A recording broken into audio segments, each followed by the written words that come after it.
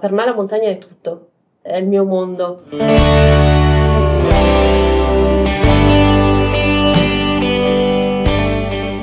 Devi provare, se te lo senti dentro devi andare.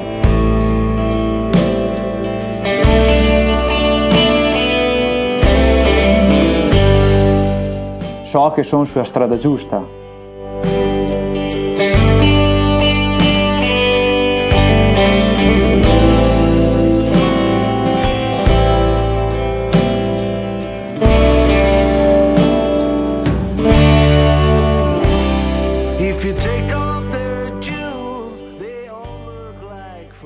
E in quel caso la montagna è perfetta per quello, non c'è mai nessuno in giro sulle pareti.